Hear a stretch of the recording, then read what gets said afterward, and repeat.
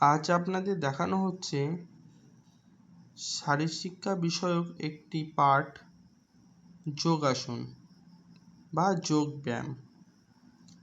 তার মধ্যে একটি উল্লেখযোগ্য যোগব্যায়াম হলো গোমুখাসন, যা চিত্র অঙ্কনের মধ্য দিয়ে সম্পূর্ণ পদ্ধতি সহ উপকারিতা বর্ণনা করা হলো, যা তোমরা স্টেপ বাই স্টেপ দেখতে পাবে।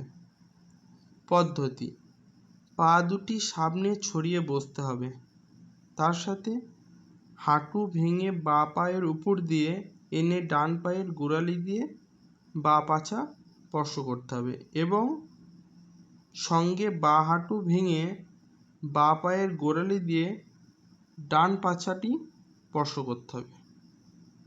দ্বিতীয়ত, মেরুদণ্ড সোজা রাখতে হবে এবং ডান হাত মাথার উপর দিয়ে তুলে কনুই ভেঙে পিঠের দিকে নামাতে হবে, যা বাঁ হাতে কনুই ভেঙে পিঠের পিছন দিকে ডান হাতের আঙুল ধরতে হবে। সঙ্গে 30 সেকেন্ড স্বাভাবিকভাবে শ্বাস প্রশ্বাস অবস্থায় থাকতে হবে।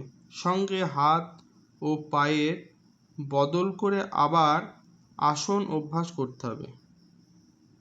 মনে রাখতে হবে যাতে সে পায়ের উপরে থাকবে মাথার উপর, সেই দিকে বাঁক থাকবে তার।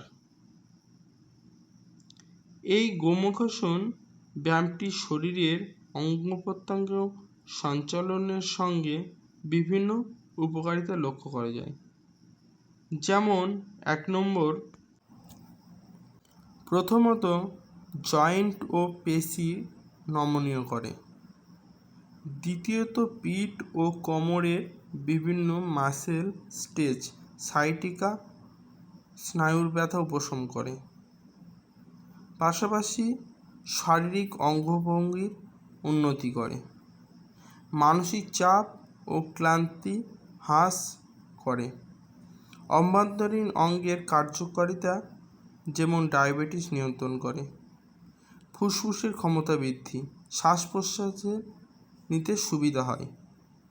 পাশাপাশি পিঠ ও কাঁধের বিভিন্ন জটিল রোগের সমস্যা সমাধান করে।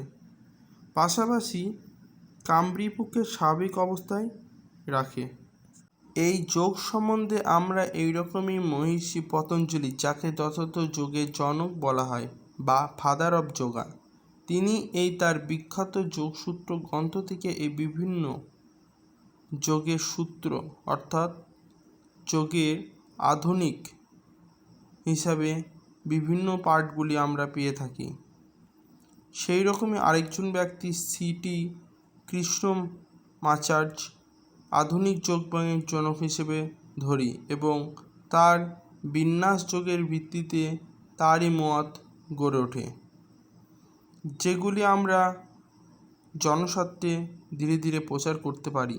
এবং তার পাশাপাশি দেখতে পাবে স্বামী বিবেকানন্দ, তিনি প্রথম ভারতীয় গুরু, যিনি 19 দশকের শেষের দিকে পশ্চিমা বিশ্বে যোগ দর্শন ও বেদান্তে ব্যাপকভাবে জনপ্রিয় করে তুলেছিলেন।